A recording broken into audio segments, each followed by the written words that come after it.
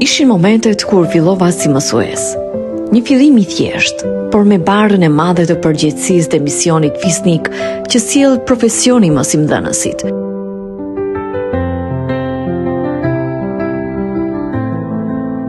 Kështu mund ta fillonte rrëfimin e tij. Mësuesi ynë i dashur Satki Ismaili, një figurë e paharuar në arsimin e Tetovës, një njeri që për dekada me radhë u bë jo vetëm udhërrëfyes i dijes, por edhe shembull i urtësisë, përkushtimit dhe humanizmit.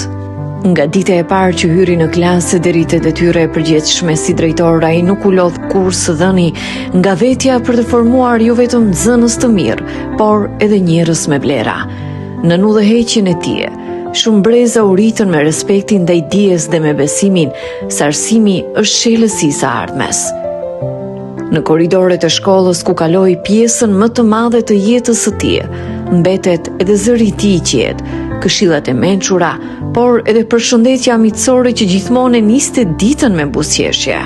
Shumë çka mund të harrohet me kalimin e kohës, por ndikimi i një mësuesi të vërtet mbetet për jetë.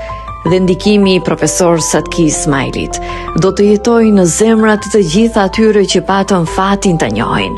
Sot, kur ai largohet për të hyrë në një kapitull të ri të jetës, kapitullin e merituar të pensionimit, nuk largohet si një mësues i zakonshëm. Largohet si një legjendë e arsimit, si një mik, si një udhëheqës që la gjurmë, gëzuar pensionimin, profesor Satki.